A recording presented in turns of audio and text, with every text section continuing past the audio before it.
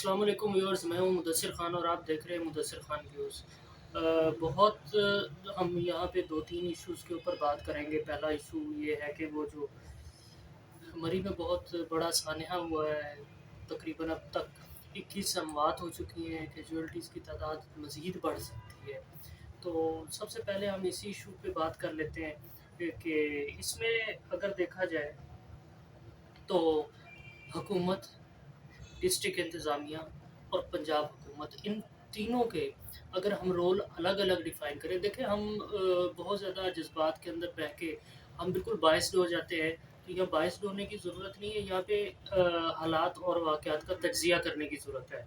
اگر ہم اس کا انالیسس کرتے ہیں تو ہمارے سامنے فیکٹرز کتنے آتے ہیں؟ تین ہیں۔ ایک حکومت آتی ہے، دوسرا ڈسٹرکٹ انتظامیہ آتی ہے، اور تیسرا پنجاب حکومت آتی ہے۔ اگر ہم یہاں پہ بات کریں حکومت کی، تو کسی حد تک حکومت کی ذمہ داری بنتی ہے۔ اگر تو منسٹری آف ٹورزم کی بات کی جائے تو سب سے بڑی ذمہ داری اسی کے اوپر عائد ہوتی ہے۔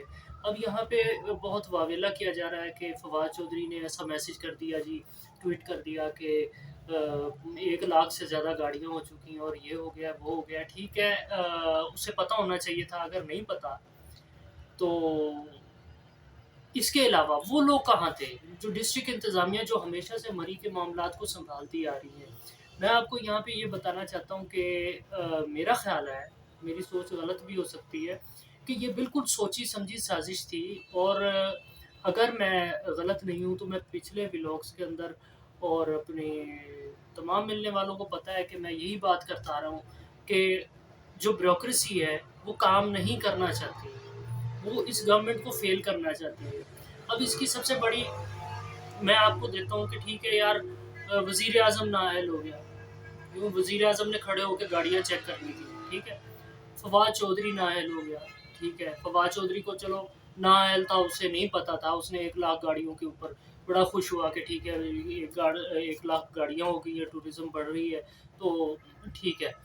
اب بات یہاں پہ آ جاتی ہے انتظامیہ کی، کہ انتظامیہ کیا سوئی ہوئی تھی؟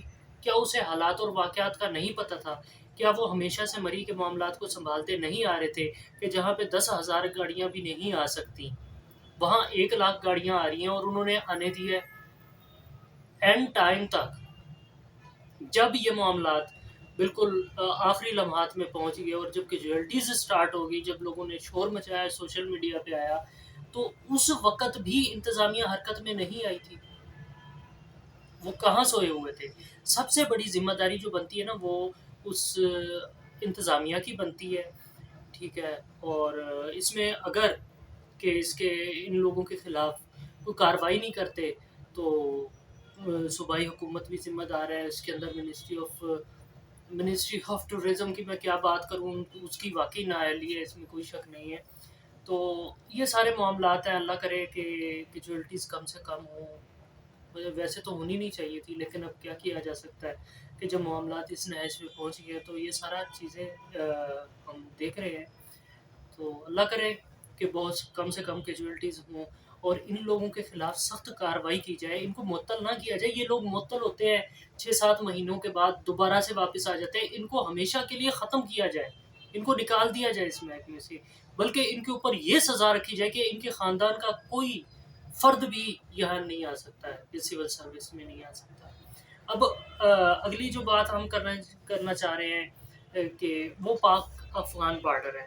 اگر ہم پاک افغان بارڈر کی بات کریں تو یہ ایک انٹرنیشنل بارڈر ہے جو کہ ریکگنائز ہے، اور تمام معاملات بالکل سموتھ چل رہے تھے، لیکن جیسے ہی جو ایسی حکومت، ایسی رجیم آئی ہے وہاں پہ کہ جو پاکستان کے ساتھ بالکل اس کی ٹائز بہت اچھی ہیں، اور ہم لوگوں کو خاص طور پہ جو میڈیا پہ لوگ ہیں ان کو اپنے جو ذاتی ان کے معاملات ہیں ان کو ایک طرف رکھ کے اس معاملے کی حساسیت کو سمجھنا چاہیے، اور اس کے اوپر بالکل ذمہ دارانہ رپورٹنگ کرنی چاہیے۔ میں یہ نہیں کہہ رہا کہ رپورٹنگ نہ کریں، بالکل کریں، لیکن ذمہ دار، کیونکہ اس میں جو افغان گورنمنٹ ہے وہ سیم پیج کے اوپر ہے جیسا کہ پاکستان گورنمنٹ کا موقف ہے، وہ ان کی حمایت کرتے ہیں، لیکن وہ ان کے اندر اتنی آرگنائزڈ مطلب اس کا میکینزم نہیں ہے ان کے پاس کہ وہ اس کو کنٹرول کر سکیں کہ جو علاقائی لوکل قسم کے جو وہاں پہ طالبان کے کمانڈرز ہیں،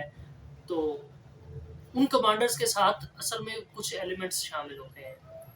اب میں بات کروں یہاں پہ جو ترکمانستان کے ساتھ ان کا پھڈا ہوا، اب پاکستان کے ساتھ ہوا ہے، پھر ایران کے ساتھ ہوا ہے۔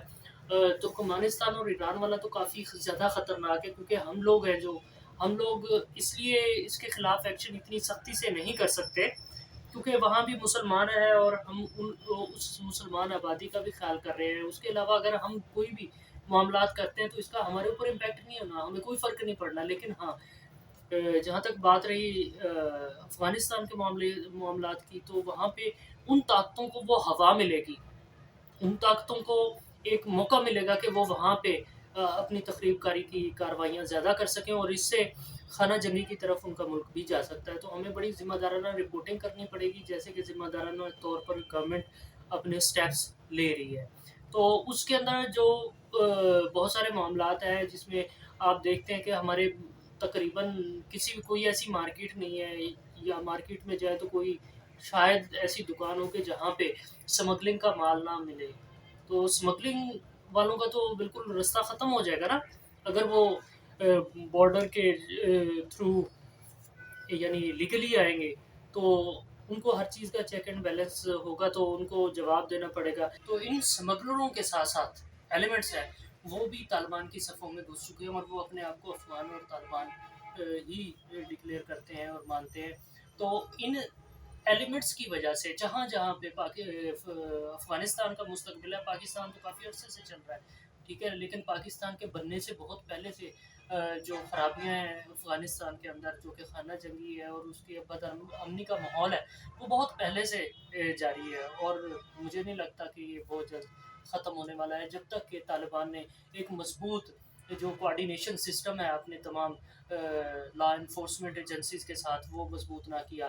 تو جہاں جہاں افغانستان کا تعلق بنتا ہے، مطلب اس کے مستقبل کے لیے بہتری آئے گی، جو کہ جس طریقے سے ترکمانستان مڈل ایسٹ کے ساتھ جو راہداری ہے، وہ ظاہر ہے کہ اس کا فائدہ افغانستان کو بھی ہوگا، پاکستان کو بھی ہوگا۔ تو افغانستان کے لیے یہ اس لیے ضروری ہے کہ ان کی جو حالت ہے وہ بہت خراب ہے فنانشلی، تو وہ کافی مضبوط ہوگی۔ تو ٹی ٹی پی والوں نے تقریباً ان کے صفوں میں داخل ہو کے ان تمام معاملات کو خراب کر رہے ہیں جن کو وہ ٹھیک کرنے کی کوشش کر رہے ہیں، جو افغان طالبان ہیں، ٹی ایل پی والے، سوری ٹی ٹی پی والے۔ تو اب یہ معاملات ہمیں دیکھنے کی ضرورت ہے، جو ہماری گورنمنٹ بہت اچھے سے سوچ سمجھ کے فیصلے کر رہی ہے۔ تو انشاءاللہ یہ جلد حل ہو جائے گا۔ اگر نہ حل ہوا تو ظاہر ہے کہ اس کا کوئی نہ کوئی دونوں گورنمنٹس مل کے میکینزم تیار کریں گی۔ یہاں پہ جو میڈیا ہے، میڈیا کو بڑی ذمہ داری سے رپورٹنگ کرنی چاہیے، اور بعد میں ہم بات کر لیتے ہیں کہ حقیقت ٹی وی والے کی۔ حقیقت ٹی وی والا میں کہتا ہوں کہ اتنا جذباتی انسان کو نہیں ہونا چاہیے، بڑا ذمہ دارانہ باتیں کرتا ہے اور بڑی اچھی باتیں کرتا ہے، لیکن یہاں پہ اس نے بہت غلط قسم کی باتیں کی ہے۔ شاید جذباتی ہے، انسان ہے، جذباتی ہو گیا، تو اس نے یہ باتیں کہ جی شرم آنی چاہیے عوام کو، عوام کا قصور ہے کہ اس نے ایسی گورنمنٹس کے اوپر، اس کے وعدوں کے اوپر عمل کیا یا ان کے اوپر اعتبار کیا۔ تو میرے بھائی، جو 70 سال سے آپ اس بیوروکریسی کے اوپر اعتماد کر کے بیٹھے ہیں، وہ پہلے آپ کو نظر نہیں آئی؟ کیا بیوروکریسی جنہوں نے روڈ کے اوپر معاملات کو سنبھالنے تھے، جنہوں نے عوام کو روکنا تھا، کیا وہ نہیں روک پائے؟ وہ کہاں سوئے ہوئے تھے؟ سب سے بڑا قصور یہ ہے، ہاں گورنمنٹ اس وقت قصوروار بنتی ہے کہ جب وہ ان کے خلاف سخت سے سخت کارروائی نہیں کرتی۔ تو اللہ پاکستان کی حفاظت کرے اور ان تمام قدرتی آفات میں۔ اور بڑی بات یہ ہے کہ ایسا کبھی مری کی تاریخ میں نہیں ہوا کہ اتنی سخت برف باری ہو۔ تو اب ظاہر ہے کہ طوفان آیا اور مطلب حالات ویسے نہیں تھے، اور اس میں اگر تھوڑے لوگ بھی ہوتے تو نقصان ہو سکتا تھا، لیکن ٹھیک ہے، جان تو ایک بھی جائے تو اس کا نقصان بہت بڑا ہے۔ تو اللہ میاں پاکستان کی حفاظت کرے، اور گورنمنٹ کو بھی ہوش کے ناخن دے کے، مطلب منسٹری آف ٹورزم ہے جو اس کو ایکٹیویٹ کیا جائے، ایپس بنائی جائے، عوام کو آگہی ہو، ٹھیک ہے، اور ضلعی انتظامیہ کے اوپر پھر بھی تمام ایپس بنا لے، تمام معاملات کلیئر کر لے، لیکن پھر بھی ضلعی انتظامیہ اگر چاہے گی تو ایسے معاملات کو روکا جا سکتا ہے، اور اگر اس دفعہ کی طرح نہیں چاہے گی تو ایسے معاملات کو نہیں روکا جا سکتا۔ تو جن لوگوں نے ہمارے چینل کو ابھی تک سبسکرائب نہیں کیا، اسے سبسکرائب کریں، اور ہمیں اپنے فیڈ بیک سے ضرور آگاہ کیا کریں۔ تب نیکسٹ ویڈیو تب تک کے لیے اجازت ہے، نیکسٹ ویڈیو میں ہم پھر حاضر ہوں گے۔ اللہ حافظ، پاکستان زندہ باد۔